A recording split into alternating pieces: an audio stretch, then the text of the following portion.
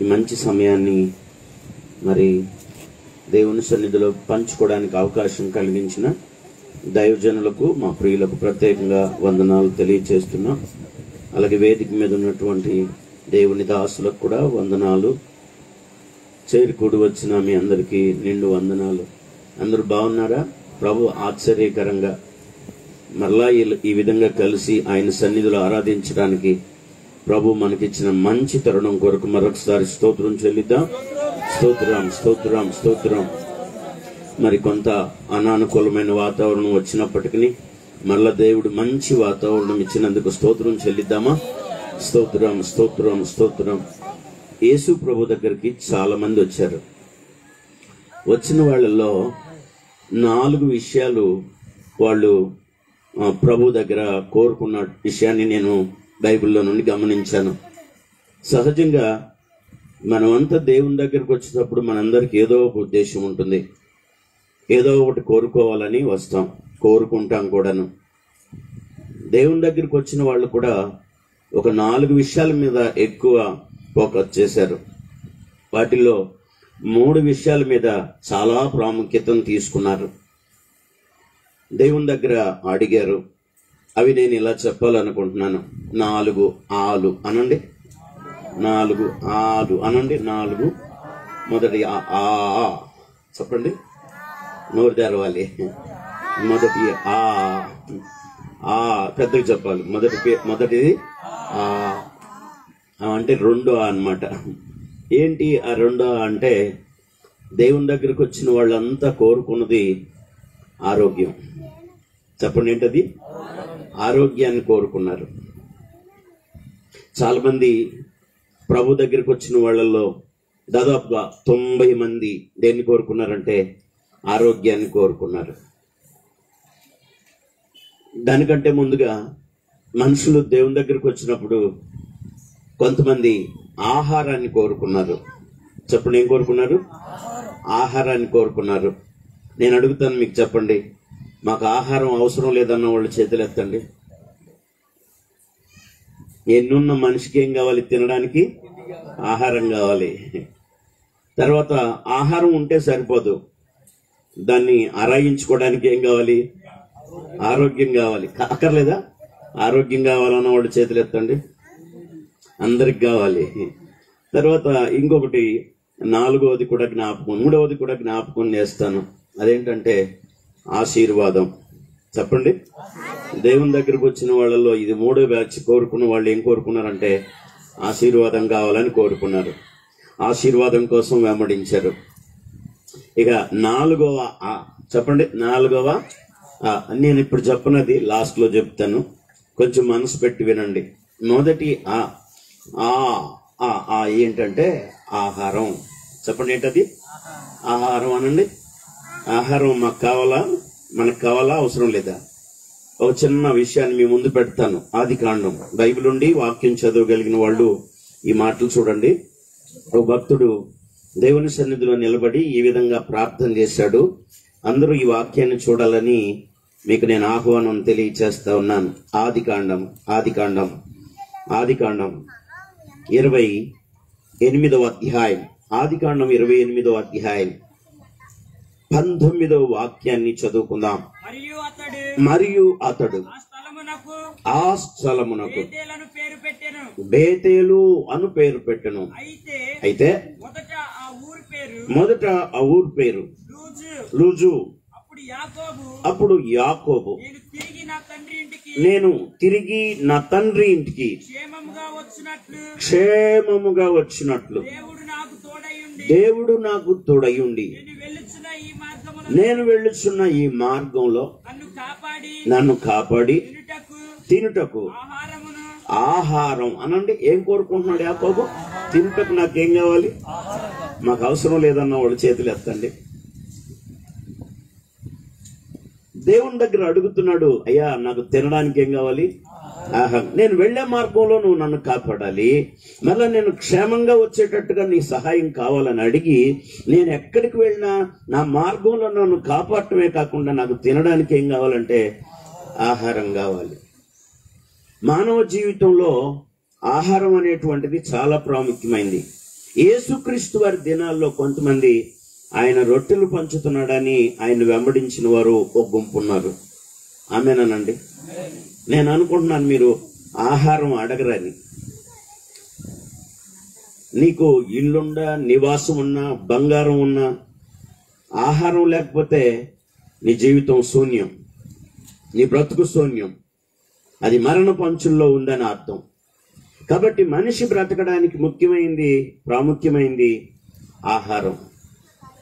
ఈ యాకోబు తన ప్రయాణంలో దేవుణ్ణి అడుగుతున్నాడు, అయ్యా నా మార్గంలో నాకు తోడై ఉండి నన్ను కాపాడి మరలా నేను అక్కడికి వెళ్ళినటువంటి ఆ దినాల్లో నాకేమి ఇవ్వాలంటే తినడానికి ఆహారం ఇవ్వాలి. చాలా మంది దేవునిని ఈ ఆహారం కొరకు మాత్రమే వెంబడించిన వాళ్ళు కూడా కనబడతారు కొత్త నిబంధనలో. ఇలా చెప్పాలని నేను అనుకుంటున్నాను. యేసుక్రీస్తు వారు ఆ దినాల్లో రొట్టెలు పంచిపెట్టారు. అవి ఆశించి దేవుని దగ్గరికి వచ్చారు కొంతమంది. మన పితరులైనటువంటి ఇశ్రాయేలీయులను దేవుడు శ్రేష్టమైన ఆహారంతో తృప్తిపరిచాడు. ఆహారం ఎలాంటిదంటే ఆకాశము నుండి కురిపించిన దేవదూతల ఆహారం. చెప్పండి, ఏ ఆహారం? ఒకరోజు అరరోజు కాకుండా 40 సంవత్సరాలు మన్నాతో పోషించాడు. ఆ ఆహారం తిన్నవాళ్ళు కాళ్లకు వాపు రాలేదు, వాళ్ళ వస్త్రాలు మాయలేదు, మరి వాళ్ళ చెప్పులు వారు తెగిపోలేదు. శ్రేష్టమైన ఆహారం చేత వాళ్ళని దేవుడు తృప్తిపరిచాడు. కరువు కాలంలో చూడండి, కరువు కాలంలో ఏలియాను దేవుడు కాకోలంతో ఆహారం ఇచ్చి పోషించాడు. 2 చేతులు ఎత్తి స్తోత్రం చెప్పండి.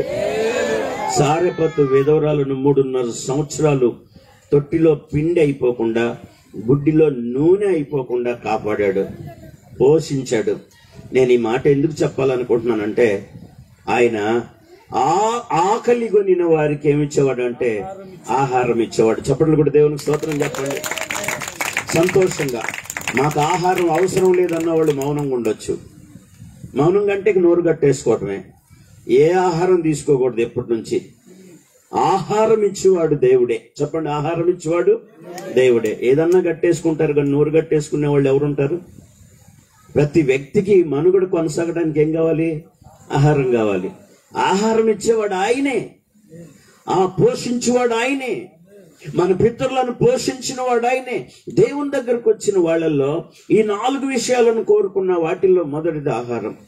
నేను ఒక అవగాహన కొరకే ఈ విషయం చెప్పాలనుకుంటున్నాను. చెప్పండి, రెండవ మొదట కాదు, రెండవ ఏంటంటే ఆరోగ్యం అనండి. ఆరోగ్యం. ప్రభు అన్నాడు మరి నిర్గమాకాండంలోనే, నిన్ను స్వస్థపరచు యెహోవాను నేనే. మనందరికీ ఎన్నున్నా అంటే తినడానికి ఆహారం ఉన్నా దాన్ని ఆరగించుకోవడానికి ఏముండాలంటే ఆరోగ్యం ఉండాలి. అన్ని ప్లేట్లలో ఇలా పెట్టుంటాయి కొంతమందికి, అన్ని ఉంటాయి ఐటమ్స్, కానీ తినడానికి ఏముండదంటే ఆరోగ్యం ఉండదు. అన్ని తినలేరు, అన్ని భుజించలేరు, అన్ని అరగవు. చెప్పండి, అన్ని అరగవు. నేను మీకు ఈ విధంగా చెప్తున్నాను, బాగా ఆలోచించండి. అన్నీ ఉన్నా వాళ్ళకి ఆరోగ్యం లేదు. భక్తుడైనటువంటి సొలొమోను ఈ మాట చెప్పాడు, రుచిగల ఆహారం తన ఎదుట ఉన్నా వానికి ఆహారం ఎలా కనబడుతుందంటే పురుగుల్లాగా కనపడుతుందంట. ఎలా కనబడుతుంది? ఎందువల్లంటే వాని శరీరంలో ఏం లేదంటే ఆరోగ్యం లేదు. మంచి ఆహారం కూడా ఎలా కనబడుతుందంటే ఆ వ్యక్తికి పురుగుల్లాగా కనబడుతుంది, అసహ్యంగా కనబడుతుంది. కాబట్టి ఆహారం ఎంత ముఖ్యమో దానికంటే ఆరోగ్యం ఇంకా ముఖ్యమైంది. చెప్పండి, దానికంటే ఆరోగ్యం ఇంకా ముఖ్యమైంది. మాకు ఆరోగ్యం బాగానే ఉందన్న వాళ్ళు చేతులు ఎత్తండి. నిజం చెప్పాలి, ఊరక చేయొద్దు. వాక్యం చెప్తుంది, నడినెత్తి మొదలుకొని అరికాలు వరకు స్వస్థత కొంచెం కూడా లేదు. అక్కడ మాట్లాడుతా ఏమన్నాడంటే ప్రతి వాడు అన్నాడు. ప్రతి వాడు బలహీనుడే, ప్రతి వానిలో జబ్బుంది, ప్రతి వాడి గుండె బలహీనమైందని. లేదు, నాకు అసలు ఏ బలహీనత లేదన్న వాళ్ళు చేతులు ఎత్తండి. ఒక్కొక్కరికి ఒక్కొక్క రకమైన జబ్బు, ఒక్కొక్కరికి ఒక్కొక్క రకమైన బలహీనతల. నేను ఏం జ్ఞాపకం చేయాలనుకుంటున్నానంటే, ప్రభువే ఆరోగ్యం ఇచ్చేవాడు. కొంతమంది ఆరోగ్యం కోసం వచ్చారు, ఆరోగ్యాన్ని ఇవ్వమని అడిగారు. యేసు ప్రభు శరీరధారిగా జీవించిన కాలంలో, జాగ్రత్తగా వినండి, దాదాపుగా 99%, ఎంత శాతం? 99% ఏం కోరుకున్నారంటే స్వస్థత కోరుకున్నారు, స్వస్థతను కోరుకున్నారు, ఆరోగ్యాన్ని కోరుకున్నారు. జాగ్రత్తగా దేవుని మాటలు వినాలి. నా జీవితంలో మంచి ఆరోగ్యం ఉందని చెప్పగలిగిన వారు కొందరు కూడా కనబడరు. ప్రభు ఆరోగ్యం ఇచ్చేవాడు, స్వస్థపరచువాడు. వాక్యంలో 2-3 మాటలు మీకు నేను జ్ఞాపకం చేస్తాను. ఆరోగ్యం లేదు అని ఆరోగ్యం కోసం డాక్టర్ల వెంట కూడా తిరిగే వాళ్ళు ఉన్నారు. నిత్యము మందులతోనే కాలం గడిపే వాళ్ళు ఉన్నారు. కానీ ప్రభు అన్నాడు, నిన్ను స్వస్థపరచు యెహోవాను నేనే అన్నాడు. అందువల్ల యేసు ప్రభు వారు వచ్చిన సంఘటనను చెప్తా ఆయన ఏమన్నాడంటే, ఆరోగ్యం గల వారికి వైద్యుడు అక్కర్లేదు, రోగులకే నేను పాపులనే పిలువ వచ్చాను అని చెప్పాడు. అంటే వారికి స్వస్థతనిచ్చి బాగు చేయడానికే వచ్చానని కూడా చెప్పాడు. అలాగే 90% మంది, 99% మందిని మళ్ళీ బలహీనతలో వచ్చిన వారిని ఆయన ముట్టి స్వస్థపరిచాడు, మాటతో స్వస్థపరిచాడు, ఆయన ఉమ్మి వేసి స్వస్థపరిచాడు. ఆయన వస్త్రంలో కూడా ఏముందంటే ఆరోగ్యం ఉంది, స్వస్థత ఉంది. నమ్మినోళ్ళు స్తోత్రం చెప్పండి. అయితే వీటన్నిటికంటే ముఖ్యంగా ఆరోగ్యం కావాలని ఒకవేళ నేను అడిగితే అందరూ కోరుకుంటారు. ఎంతమంది ఆశపడుతున్నారు? ఆహారం ఉంది పాస్టర్ గారు ముమ్మాటు తినడానికి, నాకు ఆరోగ్యం కావాలన్న వాళ్ళు చేతులు ఎత్తండి. అక్కర్లేదా? అంటే ఏం పిటికేషన్ పెడతాడో పాస్టర్ గారు అని. ఆహారం ఉంది, నాకు ఆరోగ్యం కావాలన్న వాళ్ళు చేతులు ఎత్తండి. అది కూడా కోరుకోవడం ఇబ్బంది ఏమో కొంతమందికి. ఆరోగ్యం కావాలి అంటే ప్రభు ఒక చిన్న మాట చెప్పాడు, అది చెప్తాను. దయచేసి వాక్యం చూడండి. సామెతల గ్రంథం త్వరగా దేవుని మాటలు చూడాలని ప్రేమతో మీకు నేను ఆహ్వానం తెలియజేస్తున్నాను. 3వ అధ్యాయం, సామెతల గ్రంథం 3వ అధ్యాయం. సామెతల గ్రంథం 3వ అధ్యాయంలో ఒక మంచి వాక్యాన్ని మీరు అందరూ చూడాలి. దయచేసి 7వ వచనాన్ని చదువుదాం. నేను జ్ఞానిని కదా అని నీవు అనుకొనవద్దు, యెహోవా యందు భయభక్తులు కలిగి చెడుతనమును విడిచిపెట్టుము, అప్పుడు నీ దేహమునకు ఆరోగ్యము. 2 చేతులు ఎత్తి స్తోత్రం చెప్పండి. ఇప్పుడు మళ్ళా ఎత్తండి చేతులు. ఆరోగ్యం కావాలన్నవాళ్ళు ప్రభు చెప్తున్నాడు, ఆరోగ్యం కావాలంటే నేను ఇస్తాను, కానీ ఒక షరత్తు ఏంటంటే, మొదట నీవు జ్ఞానిని కదా అనుకోకుండా నీలో ఉన్నటువంటి చెడుతనాన్ని విడిచిపెట్టి దేవుని యందు ఏం కలిగి ఉండమంటున్నాడు. అప్పుడు నీ దేహానికి ఏం కలుగుతుంది? నీ శరీరానికి ఏం కలుగుతుంది? ఆరోగ్యం. నీ ఎముకలకి ఏం కలుగుతుంది? స్వస్థత. తల మొదలుకొని అరికాలు వరకు నొప్పులతో బాధపడే వాళ్ళకి ఈ రాత్రి స్వస్థత కలుగును గాక. అయితే చెడుతనాన్ని ఏం చేయాలంటే విడిచిపెట్టాలి. దేవుని యందు భయం ఉండాలి, భక్తి ఉండాలి. చాలా మందిలో ఆరోగ్యం కావాలని కోరుకునేవారు కనబడతారు, కానీ చెడుతనాన్ని మాత్రం విడిచిపెట్టరు. దేవుని యందు భయభక్తులు కలిగి ఉండరు, కానీ ఏం కోరుకుంటారంటే ఆరోగ్యంగా ఉండాలి పాస్టర్ గారు. ముసలోళ్ళకు కూడా ఆరోగ్యం కావాలని కోరుకుంటారు. సాగుపోతున్న వాళ్ళకు కూడా ఆరోగ్యం కావాలని, అమ్మ దేవుడు మిమ్మల్ని దీవించును గాక, ఆరోగ్యం దేవుడు ఇస్తాడు, ఇచ్చును గాక. అయితే ఆయన ఏం కోరుకుంటున్నాడంటే దేవుని యందు భయభక్తులు కలిగి చెడుతనాన్ని విసర్జిస్తే అప్పుడు నీ దేహానికి ఏం కలుగుతుంది? ఆరోగ్యం. నీ ఎముకలకు స్వస్థత. ఈ రాత్రి నేను మిమ్మల్ని అడుగుతున్నాను, కోరుకున్నావు మంచిది, ఆరోగ్యం ఇస్తానంటున్నాడు దేవుడు, కానీ చెడుతనాన్ని విడిచిపెట్టడానికి ఇష్టపడుతున్నావా? దేవుని యందు భయభక్తులు కలిగి ఉండడానికి ఇష్టపడుతున్నావా? దేవుడు ఈ రాత్రే నిన్ను ముట్టడానికి, ఈ రాత్రే నిన్ను బాగు చేయడానికి ఇష్టపడుతున్నాడు, నిన్ను స్వస్థపరచడానికి, నీకు ఆరోగ్యం ఇవ్వడానికి ఇష్టపడుతున్నాడు. యేసు ప్రభు దినాల్లో చాలా మంది ఆయన దగ్గరికి వచ్చి వారికి ఉన్న బలహీనతల్లో స్వస్థత కావాలని కోరుకున్నారు. వారందరిని దేవుడు ముట్టి స్వస్థపరిచాడు. వారందరిని దేవుడు బాగు చేశాడు. ఈ రాత్రి మిమ్మల్ని అందరిని దేవుడు బాగు చేయను గాక, స్వస్థపరచును గాక, మీ అందరికి దేవుడు ఆరోగ్యం ఇచ్చును గాక. అక్కడే మరొక మాట కూడా రాయబడింది సామెతల గ్రంథంలో. దయచేసి 4వ అధ్యాయం చూడండి. సామెతల గ్రంథంలో 4వ అధ్యాయంలో దయచేసి 21వ వచనం నుంచి చదవాలి. 20 కూడా నా కుమారుడా నా మాటలు ఆలకింపుము, నా వాక్యములకు నీ చెవియొగ్గుము, నీ కన్నుల ఎదుట నుండి వాటిని తొలగిపోనీయకుము, నీ హృదయమందు వాటిని భద్రము చేసుకొనుము.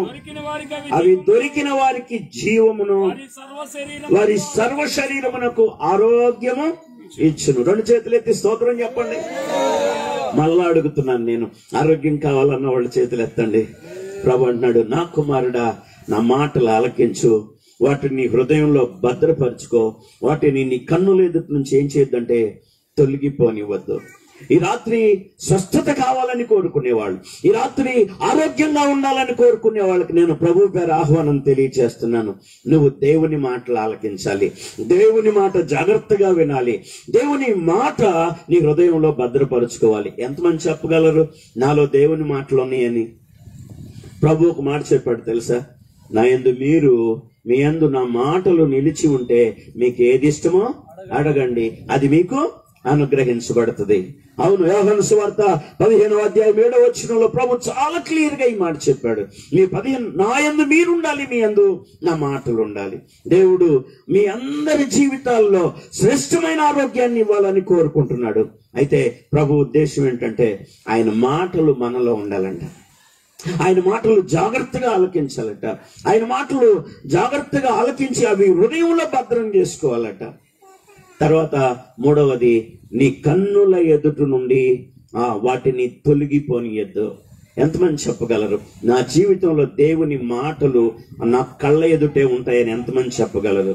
ఈనాడు దేవుని సన్నిధిలో నిలబడుతున్నారు కానీ, ప్రార్థన చేస్తున్నారు కానీ, నా కన్నుల ఎదుట దేవుని వాక్యం ఉందని చెప్పేవాళ్ళు ఎంతమంది? రోమాపత్రికలు అన్నాడు, వారి కన్నుల ఎదుట దేవుని భయము బొత్తిగా లేదు అని. దేవుని వాక్యపు భయం లేదు కానీ ఆరోగ్యం కావాలి, ఆహారం కావాలి. ప్రభువుని వెంబడించిన వాళ్ళల్లో ఇలాంటి వాళ్లే కనబడ్డారు. కేవలం మనం ఆహారం కోసమో ఆరోగ్యం కోసమో వెంబడించు వారము కాకపోదుము గాక చెప్పాలి. ఇక్కడ ప్రాముఖ్యమైన విషయాన్ని జ్ఞాపకం చేయడానికి వీటిని నేను ముందుకు తీసుకొస్తున్నాను. వాక్యం చెప్తుంది, నా కుమారుడా నా మాటలు ఆలకించు, ఈ మాటలను నీ హృదయంలో భద్రపరచుకో. నా హృదయంలో దేవుని వాక్యం ఉందని చెప్పగలిగిన వాళ్ళు ఎంతమంది ఉన్నారు? హృదయంలో వాక్యాన్ని నేను భద్రం చేసుకున్నానని ఎంతమంది చెప్పగలరు? వెండిని భద్రం చేసుకునే వాళ్ళు ఉంటారు, బంగారాన్ని భద్రం చేసుకునే వాళ్ళు ఉంటారు, వస్తువులు భద్రం చేసుకునే వాళ్ళు ఉంటారు, కానీ వాక్యాన్ని హృదయంలో భద్రం చేసుకున్న వాళ్ళు ఎంతమంది ఉన్నారు? ప్రశ్నకు జవాబు రాకపోవచ్చు, దొరకకపోవచ్చు. మేడి పండు చూడు, చెప్పాలి, మేడి పండు చూడు, పొట్ట విప్పి చూడు. మన పొట్ట విప్పి చూస్తే ఏముంటాయో మరి? పొట్ట విప్పి చూస్తే పురుగులు ఉంటాయి మన పొట్టలో, లేకపోతే మన హృదయాన్ని విప్పి చూస్తే ఏముంటాయో. కానీ వాక్యం ఏముంటుందంటే నీ హృదయంలో దేవుని వాక్యాన్ని భద్రం చేసుకోవాలని. అలాగా నువ్వు చేసుకుంటే, నీ కన్నుల ఎదుట నుండి వాక్యాన్ని తొలగిపోనీయకుండా ఉంచుకుంటే, అప్పుడు నీ దేహానికి ఏం కలుగుతుంది? ఆరోగ్యం. నీ సర్వ శరీరానికి, చెప్పండి, తల మొదలుకొని అరికాలు వరకు దేవుడు నీకు స్వస్థత ఇస్తాడు, ఆరోగ్యం ఇస్తాడు. దేవుడు అలాంటి ఆరోగ్యాన్ని మీ అందరికి దయచేయను గాక. యాకోబుకి ఆహారం ఇచ్చాడు, ఆనాడు ఇశ్రాయేలీలకి ఆహారం ఇచ్చాడు, ఏలియాకి కరువు కాలంలో ఆహారం ఇచ్చాడు, సరపత్తు విధవరాల్ని పోషించాడు, ఆకలి కొనిన వారికి ఆయన ఆహారం పెట్టాడు. ఇప్పుడు నేను మూడవ ఆను గురించి జ్ఞాపకం చేయాలనుకుంటున్నాను. ఇందాక చెప్పాను కానీ దేవుణ్ణి స్తుతించుడి, ఎల్లప్పుడు దేవుణ్ణి స్తుతించుడి, దేవుణ్ణి స్తుతించుడి, ఎల్లప్పుడు దేవుణ్ణి స్తుతించుడి. ఆయన పరిశుద్ధ ఆలయమందు, ఆయన పరిశుద్ధ ఆలయమందు, ఆయన సన్నిధిలో, ఆయన సన్నిధిలో ఎల్లప్పుడు దేవుని స్తుతించుడి, దేవుని స్తుతించుడి, ఎల్లప్పుడు దేవుని స్తుతించుడి.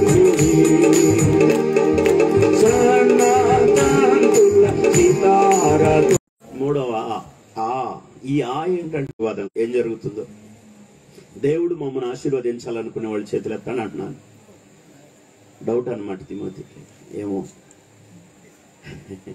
అందరూ అమ్మ 2 చేతులు ఎత్తారు. అమ్మగారు వాళ్ళు వెనకాల వాళ్ళు. ఓ మీరు కూడా ఎత్తారు. అందుకే వాళ్ళు వెనకాళ్ళు అందరూ ఎత్తేసారు చేతులు.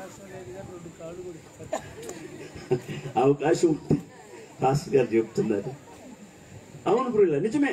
ఆశీర్వాదాన్ని కోరుకోవడం తప్పు కాదు. ఆశీర్వాదం దేవుడు మీ అందరికి అనుగ్రహించును గాక. ఎందుకో తెలుసా, సామెతల గ్రంథం 10:22 రాయబడింది, యెహోవా ఆశీర్వాదము ఐశ్వర్యము ఇచ్చును అనండి. యెహోవా ఆశీర్వాదము ఐశ్వర్యం ఇస్తాడు. ఇచ్చేవాడు ఆయనే, ఆశీర్వదించేవాడు ఆయనే. అయితే మీకు నేను ఒక మాట చెప్పాలనుకుంటున్నాను. మన పితరులైనటువంటి అబ్రహాము, ఇస్సాకు, యాకోబులు దేవునిని వెంబడించడానికి ఇది ఒక ప్రాముఖ్యమైన కారణం. వారి జీవితంలో అన్నీ ఉన్నాయి, కానీ వాళ్ళకి లేనిది ఏంటంటే ఆశీర్వాదం. మీరు ఎప్పుడైనా గమనించారా? దేవుడు అబ్రహామును పిలిచింది ఏమని అంటే ఒకే ఒక షరతు. ఇస్సాకుతో మాట్లాడింది కూడా అదే, యాకోబుతో చెప్పింది కూడా అదే. ఒకే ఒక షరతు, నువ్వు నన్ను వెంబడించు, నా మాట విను, నేనేమిస్తానన్నాడు. అది ఒక్కటే. ఇంకా మీరు ఏమన్నా చెప్పండి, ఏం కనబడదు కూడాను. ఆ ఒక్కదాన్ని బేస్ చేసుకొని వాళ్ళు ప్రభువుని వెంబడించారు. చెప్పండి ఆమేనని. ప్రభు చెప్పింది అదే. 12వ అధ్యాయం చదవండి. ఆదికాండం 12వ అధ్యాయంలో అబ్రహాంతో దేవుడు ఈ విధంగా మాట్లాడుతున్నాడు. దాని గురించి మనం కొత్త నిబంధన చివరి వరకు ఆలోచించిన మనకు అవే విషయాలు కనబడతాయి. ఎందుకు నేను ఈ మాట చెప్తున్నానంటే, నీవు లేచి, అప్పుడు చాలా దూరంగా ఉన్నటువంటి వాళ్ళు అలాంటి వ్యక్తిని పిలిచి అబ్రహాంతో దేవుడు మాట్లాడుతున్నాడు, నీవు లేచి దేశము నుండి, బంధువుల యొద్ద నుండి, తండ్రి ఇంటి నుండి బయలుదేరి నేను నీకు చూయించు దేశమునకు వెళ్ళుము. నిన్ను గొప్ప జనముగా చేసి నిన్ను ఆశీర్వదించి నీ నామమును గొప్ప చేయుదును. 2 చేతులు ఎత్తి స్తోత్రం చెప్పండి. తర్వాత కూడా అదే చెప్పాడు, నువ్వు ఆశీర్వాదకరంగా ఉంటావు, నిన్ను ఆశీర్వదిస్తాను, నువ్వు ఆశీర్వదించే వారిని నేను ఆశీర్వదిస్తాను. ఆశీర్వాదం ఇవ్వటానికి దేవుడు అబ్రహామును పిలిచాడు. అలాగే మీరు చదివితే 24వ అధ్యాయంలోకి వచ్చేసరికి అబ్రహాము దేవుడు అన్ని విషయాల్లో ఆశీర్వదించాడు. చెప్పండి ఆమేనని. మేము కూడా అన్ని విషయాల్లో ఆశీర్వాదకరంగా ఉండాలనుకుంటున్నాం. వాళ్ళు ఆమేన్ చెప్పండి. అయితే ఒక మాట చెప్పాలనుకుంటున్నాను, ఆశీర్వాదం కూడా ఊరకే రాదు. ఆశీర్వాదం కూడా ఊరకే రాదు. సామెతల గ్రంథంలో మనం 10:22 జ్ఞాపకం చేసుకున్నాం, యెహోవా ఆశీర్వాదం ఐశ్వర్యం ఇస్తాడని. కానీ ఎవరికి ఇస్తాడు, ఎవరిని ఆశీర్వదిస్తాడంటే 128లో చెప్పాడు. అక్కడ మొదటి వచనంలోను అలాగే 4వ వచనంలోను ఆ మాట రాయబడింది, యెహోవా యందు భయభక్తులు కలిగి ఆయన త్రోవల యందు నడుచు వారందరినీ ధన్యులు. నిశ్చయముగా నీవు నీ చేతుల కష్టార్జితాన్ని అనుభవిస్తావు. నీవు ధన్యుడవు, నీకు మేలు కలుగును. నీ లోగిట నీ భార్య ఫలించు ద్రాక్షవల్లి వలె ఉండును. నీ భోజనపు బల్ల చుట్టూ నీ పిల్లలు ఒలీవ మొక్కల్లాగా ఉంటారు. ఇదిగో చూడండి, యెహోవా యందు భయభక్తులు గలవాడు. చప్పట్లు కూడా దేవునికి స్తోత్రం చెప్పండి గట్టిగా. ఎవరు ఆశీర్వదించబడతారు ఇలాగా? యెహోవా యందు, దేవుని యందు భయభక్తులు మనకున్నాయా? మందిరంలో ఉన్నంతసేపు, లేకపోతే దేవుని దగ్గరకు వచ్చి సన్నిధిలో కూర్చున్నంతసేపు దేవుడా దేవుడా వణుకుతున్నట్టుగా ఉంటాం. కానీ ఈ కూటం అయిపోయిన తర్వాత మనం మరి బయటికి వెళ్ళిన తర్వాత ఆ భయం మనలో ఉంటుందా? వాక్యం చెప్తుంది, యెహోవా యందు భయభక్తులు గల వారిని ఆ విధంగా దేవుడు ఆశీర్వదిస్తాడట. నంబర్ 2 వాక్యాన్ని చూడండి. 115వ కీర్తనలో దయచేసి 13వ వచనం చూడండి. పిన్నలనేమి పెద్దలనేమి తన యందు భయభక్తులు గలవారిని. చెప్పండి అన్నమాట అందరూ. ఎవరిని ఆశీర్వదిస్తాడు? కాబట్టి దేవుని భయం లేకుండా, దేవుని యందు భయభక్తులు లేకుండా దేవుడు నిన్ను ఆశీర్వదించలేడు. ఆశీర్వాదం కోరుకోవడం తప్పు కాదు. మన పితరుడైనటువంటి అబ్రహాముతో అలాగే ఇస్సాకుతో దేవుడు యాకోబుతో ఈ మాట చెప్పినప్పుడు వాళ్ళు ఆశీర్వాదం కోసం ప్రభువుని వెంబడించారు. ఆయన మాట విన్నారు, ఆ మాటకు లోబడ్డారు. చెప్పండి, ఆ మాటకు లోబడ్డారు. ఈ రాత్రి ఆశీర్వాదం కొరకు ఒకవేళ మీరు దేవుడు మమ్ములను మా పిల్లలను మా కుటుంబాలను ఆశీర్వదించాలని కోరుకుంటే ఖచ్చితంగా దేవుని యందు భయభక్తులు కలిగి జీవించాలి. ఆయన మాటకు లోబడేవారుగా జీవించాలి. అటు వాళ్ళని దేవుడు ఏం చేస్తాడంటే ఆశీర్వదిస్తాడు. మీరు చదివితే మరి హెబ్రీ పత్రికలో అబ్రహాముని గురించి ఒక సాక్ష్యం చెప్పాడు పరిశుద్ధాత్మ దేవుడు. 11వ అధ్యాయం, హెబ్రీ పత్రిక 11వ అధ్యాయంలో 5వ వచనం చూడండి. 5వ వచనం చూడండి. విశ్వాసమును బట్టి అయ్యా కొంచెం 7-8 చూడు. విశ్వాసమును బట్టి హెబ్రీ పత్రిక 11వ అధ్యాయం ఓ శ్రేష్టమైనటువంటి మాట మీరు చదవాలి దయచేసి. 8వ వచనం. అబ్రహాం పిలువబడినప్పుడు విశ్వాసమును బట్టి ఆ పిలుపునకు లోబడి తాను స్వాచ్ఛముగా పొందనయున్న ప్రదేశమునకు బయలు వెళ్ళెను. ఎక్కడికి వెళ్ళవలెనో ఎరుగకయే బయలు వెళ్ళాను. దేన్ని బట్టి అంటే విశ్వాసమును బట్టి అబ్రహాం బయలు వెళ్ళాడట. ఏంటి ఆ విశ్వాసం అంటే దేవుడు నన్ను దీవిస్తాడు, దేవుడు నన్ను ఆశీర్వదిస్తాడు, దేవుడు నన్ను గొప్ప చేస్తాడని. ఎంతమందికి విశ్వాసం ఉంది దేవుడు నన్ను ఆశీర్వదిస్తాడని? ఏమో డౌటే. ఈ సగం చేతులు కంప్లీట్ గా చేయెత్తే ఏమవుతుందో అలా ఎత్తమనలేదు నేను. హృదయంలో విశ్వాసాన్ని బట్టి మనం చేయగలుగుతాము పని. ఇందాక ఆరోగ్యం కావాలంటే 2 చేతులు ఎత్తారు కదా, ఆశీర్వాదం కూడా ఎత్తారా? దేవుడు మిమ్మల్ని ఆశీర్వదించును గాక. కానీ భయభక్తులు ఉన్నాయా? విశ్వాసం ఉందా? భయభక్తులతో పాటు విశ్వాసం కూడా అవసరం. అదిగో దేవుని మాట విన్నటువంటి అబ్రహాము లోబడి ఎలా వెళ్ళాడు? దేవుని మాటకు లోబడే వాళ్ళని దేవుడు ఆశీర్వదిస్తాడు, లోబడే వాళ్ళని దేవుడు దీవిస్తాడు, అటువారిని దేవుడు వర్ధల చేస్తాడు. వాక్యంలో రాయబడిన విషయాలు మరి అన్ని చెప్పడానికి సమయం చాలకపోయినా కొన్ని మాటలు చెప్పాలని నేను ఆశపడుతున్నాను. దేవుడు మమ్మల్ని ఆశీర్వదించాలని కోరుకోవడం తప్పు కాదు. దేవుడు ఆశీర్వదించడానికి తగ్గట్టుగా దేవుని యందు భయభక్తులు కలిగి ఉంటున్నామా? దేవుడు ఆశీర్వదించినట్లుగా మనం లోబడే జీవితాన్ని కలిగి ఉంటున్నామా? దేవుడు మనల్ని ఆశీర్వదించినట్లుగా విశ్వాసం కలిగి జీవిస్తున్నాం. దేవుడు నన్ను ఆశీర్వదిస్తాడు. అబ్రహాముకి చాలా రకాలైన శోధనలు వచ్చినాయి విశ్వాస జీవితంలో. కానీ ఒకే ఒక మాట, అదేంటంటే దేవుడు నన్ను పిలిచాడు, ఖచ్చితంగా దేవుడు నన్ను ఆశీర్వదిస్తాడు. చప్పట్లు కూడా దేవుని స్తోత్రం చెప్పండి. ఆలోచన వచ్చింది, ఎన్నో రకాలైన శోధనలు వచ్చాయి. ఆ అన్నిటిలో కూడా తన విశ్వాసాన్ని ఏం చేశాడంటే కాపాడుకున్నాడు. అందువల్ల అబ్రహామును గురించి ఒక సాక్ష్యం చెప్పాడు ప్రభు. అబ్రహాము విశ్వాసులకు తండ్రి. చెప్పండి, అబ్రహాం విశ్వాసులకు. ఎందుకు అంత గొప్పగా చేశాడు దేవుడు అబ్రహామును అంటే విశ్వాసంలో అంత నమ్మకంగా ఉన్నాడు. మన విశ్వాస జీవితాన్ని ఆశీర్వాదకరముగా నడిపించుకుందుముగాక. అబ్రహాము పొందిన ఆశీర్వాదాన్ని విశ్వాసం ద్వారా మనము కూడా పొందుదుముగాక. భయభక్తులు కలిగిన జీవితం ద్వారా, విశ్వాసం ద్వారా, లోబట్టు ద్వారా మనం లోబడం, భయభక్తులు కలిగి ఉండం. మరి దేవుని చిత్తంలో ఆశీర్వాదం మాత్రం కావాలని కోరుకుంటాం. బాగా ఆలోచించమని నేను అడుగుతున్నాను.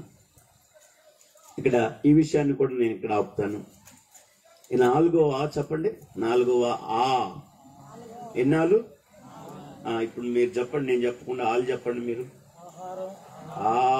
అంటారు, అటు చెప్పాలి మీరు. ఆహారం, ఆరోగ్యం. 3వ అంబా అన్నట్టుంది.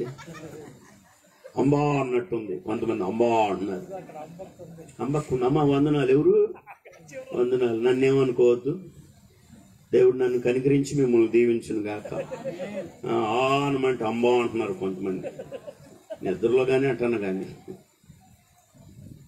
మంచిది, మీకు ఆరోగ్యం వచ్చింది, ఇప్పుడు ఆహారం వచ్చింది, ఆశీర్వాదం కూడా వచ్చింది. కానీ ఇప్పుడు నేను ప్రాముఖ్యమైన విషయం చెప్పాలనుకుంటున్నాను.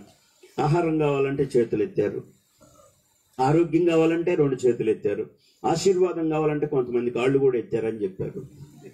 చాలా సంతోషం. ఎత్తుతారు అవసరమైతే, ఇంకా మంచిది. దేవుడు మిమ్మల్ని ఆశీర్వాదంతో నింపునుగాక.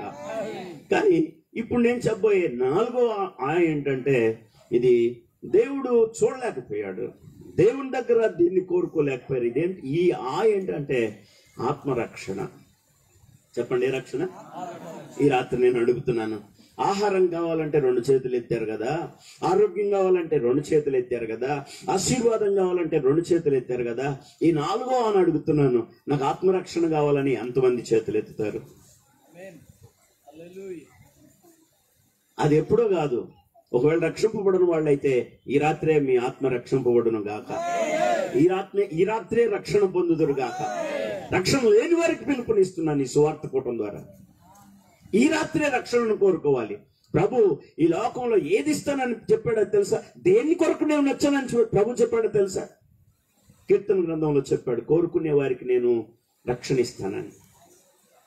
చెప్పండి, కోరుకునే వారికి. మనుషులు యేసు ప్రభు దగ్గర చాలా విషయాలు కోరుకున్నారు, కానీ రక్షణ కోరుకున్న వాళ్ళు చాలా తక్కువ.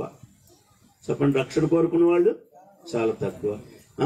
చాలా తక్కువ. కోరుకునే వారికి రక్షణ ఇస్తానన్నాడు, వారిని బలపరచడానికి రక్షిస్తానని చెప్పాడు. నా ఉద్దేశం మీకు ఒకటే చెప్పాలనుకుంటున్నాను.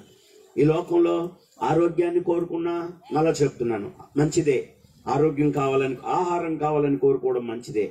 దానికంటే ఎక్కువైంది ఆరోగ్యం. చెప్పండి, ఆహారం కంటే ఎక్కువైంది బాప్తిసం పొందిన వాళ్ళు బాప్తిసం పొందాలి, మారు మనసు లేని వాళ్ళు మారు మనసు పొందాలి, పరిశుద్ధాత్మను పొందాలి. ప్రభు ధైర్యంగా నిలబడే శక్తి నీకుందా? ఇప్పుడే ప్రభు పాదాలు పట్టుకోండి, ప్రభు అన్న ఆత్మను రక్షించండి ప్రభు అని ప్రభువుని వేడుకోండి. దాని కొరకే ఈ సువార్త కోవటం యొక్క ముఖ్యమైన ఉద్దేశం. ఎందుకంటే నీకు ఆహారం దేవుడిచ్చాడు. చెప్పండి, ఆహారం దేవుడిచ్చాడు, అలాగే ఆరోగ్యం కూడా దేవుడు ఇచ్చాడు. ఎందరో ఈ దినాలు కావాలని, చూడాలని, అనుభవించాలని కోరుకున్న వాళ్ళు ఉన్నారు, కానీ లేరు. కరోనాతో చాలా మంది చనిపోయారు. యాక్టర్లు, డాక్టర్లు, పోలీసులు, చాలా చాలా రిచ్గా ఉన్న వాళ్ళు సైతం కళాన్ని చేశారు. దేవుడు నిన్ను ఆరోగ్యంతో నిలబెట్టాడు. ఆయన కృప నీకుంది. ఎందుకో తెలుసా? కాలం మారుతూ ఉండగానైనా నీ జీవితంలో దేవుడు చేసిన మేలు తెలుసుకొని దేవుని ఆశీర్వాదాన్ని చూసి నువ్వు రక్షణ పొందుతావని నేను 3 కారణాలు చెప్పాలనుకుంటున్నాను. ఎలా రక్షింపబడతావు నువ్వు? ఎంతమంది కోరుకుంటున్నారు నాకు ఆత్మరక్షణ కావాలని? చేతులు ఎత్తండి. డౌటే. ఈ ఆత్మరక్షింపబడాలంటే 3 విషయాలు, 3 కారణాలు చేయాలి, 3 పనులు చేయాలి. మీరు బైబిల్ ఉందా? వాక్యం చదవగలిగిన వాళ్ళు ఈ మాట చూడండి. త్వరగా నేను 3 కారణాలు చెప్పడానికి ఇష్టపడుతున్నాను. బైబిల్ ఉండి చదవగలిగిన వాళ్ళు ఈ మాట చూడండి. యాకోబు రాసిన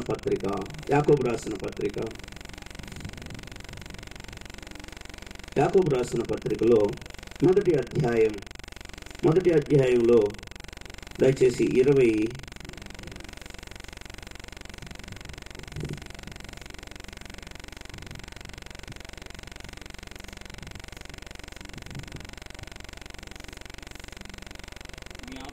21వ వచనమండి.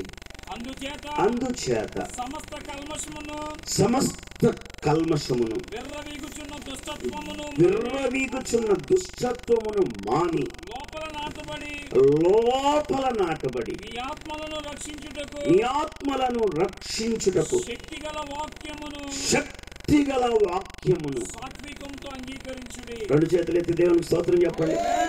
మీ ఆత్మ రక్షింపబడాలి అంటే ఆ శక్తి, మీ ఆత్మను రక్షించేది ఏమని చెప్తుందంటే వాక్యం. చెప్పండి, ఏంటది? ఆత్మను రక్షించేది శక్తిగల దేవుని వాక్యం. ఆ వాక్యం అన్నమాట మన హృదయంలో నాటబడి ఆ వాక్యానుసారంగా మనం జీవించినప్పుడు మన ఆత్మ రక్షింపబడుతుందని దేవుని వాక్యం చెప్తుంది. మళ్ళా చెప్తున్నాను, మన ఆత్మ రక్షింపబడాలి అంటే వాక్యం మన హృదయాల్లో నాటబడాలి. వాక్యం వింటున్నారు, విడిచిపెడుతున్నారు. వాక్యాన్ని వింటున్నారు, విడిచిపెడుతున్నారు. దినాలు, వారాలు, నెలలు గడిచిపోతున్నాయి, కానీ వాక్యానికి హృదయంలో చోటు లేకుండా పోతుంది. ఈ మాటలు మీరు గమనించండి. 21 నేను చదువుతున్నాను. అందుచేత సమస్త కల్మషము విర్రవీగుచున్న దుష్టత్వము మాని అనండి. విర్రవీగుచున్న దుష్టత్వము, సమస్త కల్మషం. ఈనాడు మనుషుల్లో నిష్కల్మషంగా కనపడుతున్నారు, కానీ హృదయాల్లో అంతా ఏముందంటే కల్మషం అన్నమాట. ఆలోచనల్లో కల్మషం, చూపులో కల్మషం, నడకలో కల్మషం, అంతేకాకుండా విర్రవీగుచున్న దుష్టత్వం. ఇప్పుడు మనుషుల్లో దుష్టత్వం పచ్చడిల్లిపోతా ఉంది. అలా అయితే మన ఆత్మ రక్షింపబడదు.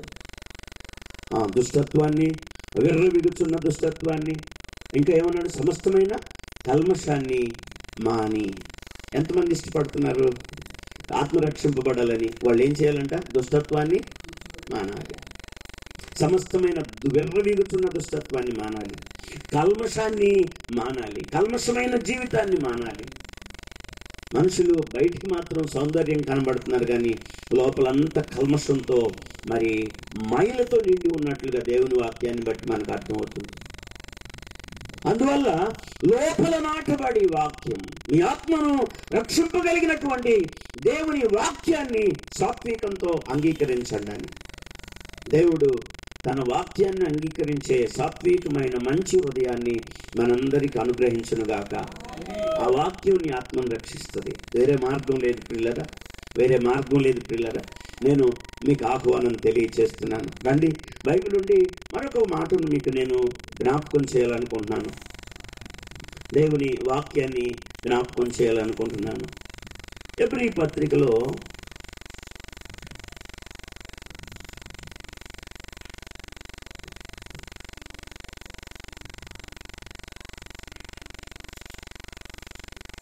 నా స్తుతి పాత్రుడా నా యేసయ్యా,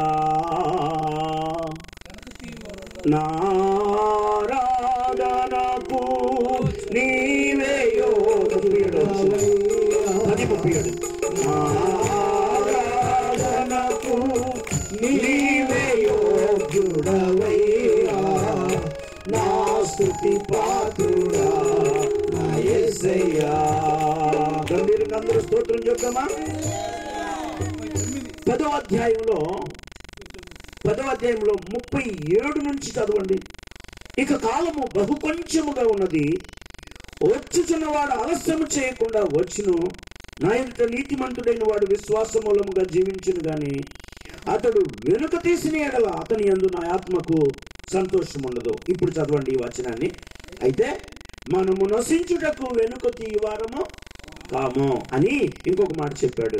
ఆత్మను రక్షించుకొనుటకు విశ్వాసము గలవారమై ఉన్నాం. అందరూ చెప్పాలామేనా అని. ఏం గలవారమై ఉన్నాం? విశ్వాసం లేకుండా దేవునికి ఇష్టడై ఉండుట అసాధ్యం. కాబట్టి విశ్వాసం చాలా ముఖ్యమైంది. విశ్వాసం ద్వారా రాజ్యాలు జయించారు, విశ్వాసం ద్వారా స్వస్థత పొందారు, విశ్వాసం ద్వారా పోషింపబడ్డారు. కాబట్టి విశ్వాసం చాలా ప్రధానమైంది. అటు విశ్వాసంతో దేవుడు మిమ్మలను నింపి ఆశీర్వదించును గాక. ఆ విశ్వాసమే నీ ఆత్మను రక్షిస్తుంది.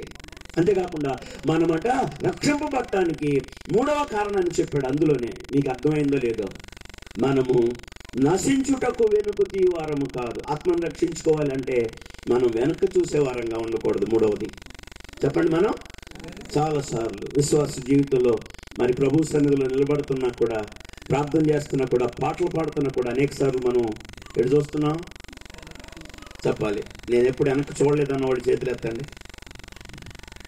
ఒక్కళ్ళు కూడా లోతు భార్య ఎటు చూసింది చెప్పాలి. లోతు భార్య ఎటు చూసింది? ప్రభు లూకా సువార్తలు ఈ విధంగా చెప్పాడు, వెనుకతోటి చూసేవాడు నాకు పాత్రుడు కాదు, నా రాజ్యానికి పాత్రుడు కాడు. నాగటి మీద చేయి పెట్టిన తర్వాత వెనుక తట్టు చూసేవాడు నాకు పాత్రుడు కాడు, దేవుని రాజ్యానికి పాత్రుడు కాడు. కాబట్టి మన ఆత్మను రక్షించుకొనుటకు వెనుక తీవారము కాక విశ్వాసము గలవారంగా జీవించుదుము గాక, వాక్యమును లోపల నాటబడిన వారంగా బ్రతుకుదుము గాక, విర్రవీగుచున్న దుష్టత్వము కల్మషమును మాని దేవుని కొరకు ప్రతిష్ఠితమైన జనముగా బ్రతుకుదుము గాక. ఆటోమేటిక్గా నీ ఆత్మ రక్షింపబడుతుంది, నిశ్చింత కలిగి ఉంటుంది. ఆత్మరక్షణ కావాలని కోరుకునే వాళ్ళకి మళ్ళా పిలుపునిస్తున్నాను. విర్రవీగుచున్న దుష్టత్వాన్ని మనలో పెట్టుకొని, కల్మషాన్ని మనలో పెట్టుకొని నేను రక్షింపబడతానని మనం చప్పట్లు కొట్టుకున్నంత మాత్రాన ఇంపాసిబుల్, జరగదు. అది విశ్వాసం కలిగి దుష్టత్వాన్ని మాని, కల్మషాన్ని మాని, విశ్వాసం కలిగి ఆ వాక్యం నీ లోపల నాటబడి ఎప్పుడైతే ఆ వాక్యానుసారంగా నువ్వు బ్రతకడం ప్రారంభిస్తావో ఖచ్చితంగా ఆ వాక్యమే నేను రక్షిస్తుంది, నీ ఆత్మను రక్షిస్తుంది. చాలా క్లియర్గా రాయబడింది. చదవండి 39వ వచనాన్ని మళ్ళా. అయితే మనము నశించుటకు వెనుక తీయవారము కాము. అంటే నశించేది ఎవరు? ఇప్పుడు వెనక తీసేవాళ్ళు. లోతు భార్య ఏమైపోయింది? రక్షించినా కూడా వెనక తీసి ఉప్పు స్తంభం అయిపోయింది. లోతు భార్య నాడు లోకాశలోబడి ఊరి వెలుపల ఉప్పు స్తంభమాయే, గొప్ప స్తంభమాయే. రేయింబవళ్ళలో వెళ్ళేటి త్రోవలో యేసయ్య నేల మరచువు. అయ్యయ్యయ్యో అయ్యయ్యయ్యో క్షణంబులో లోకంబు విడుతువు. రేయింబవళ్ళలో వెళ్ళేటి త్రోవలో.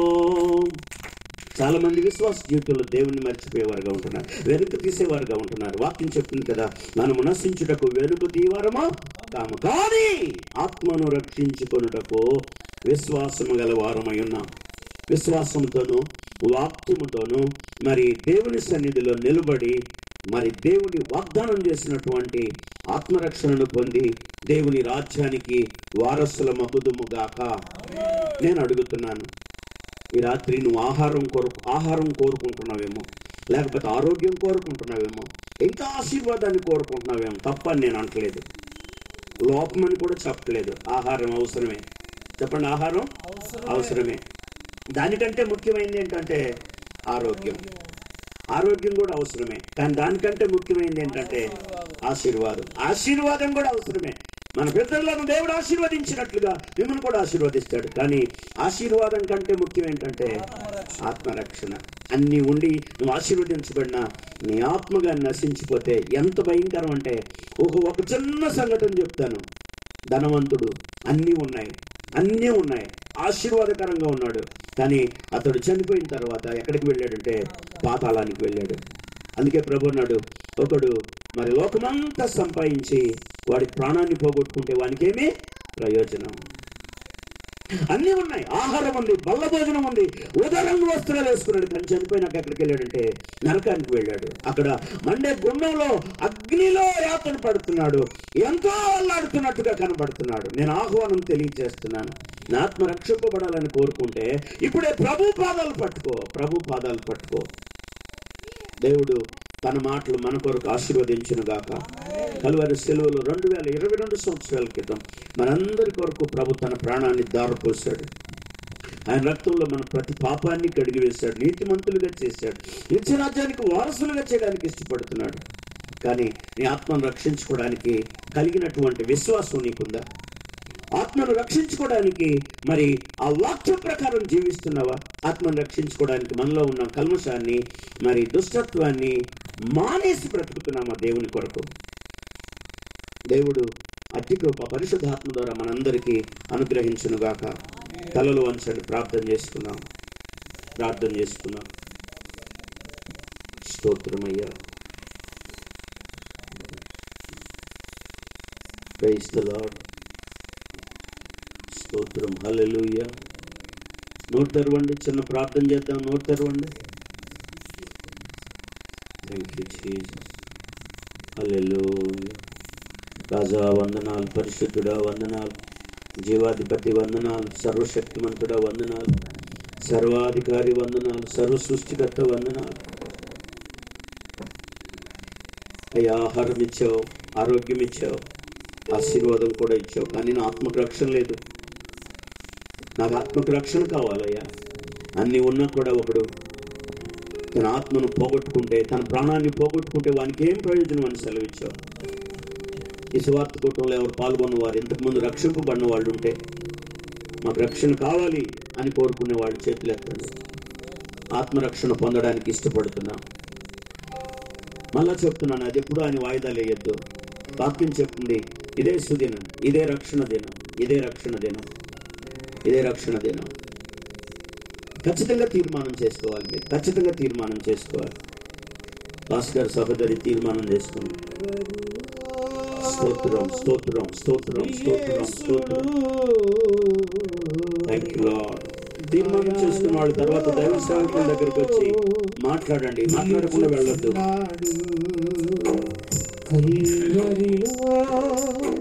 శ్రీయేసుడు గాయాలతో పిలుచుచున్నాడు.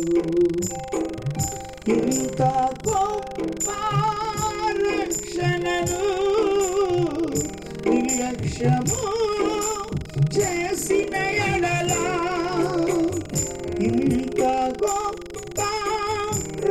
రక్షణను నిర్లక్ష్యము చేసిన ఎడలా ఎలాగ నీవు తప్పించుకుందువా?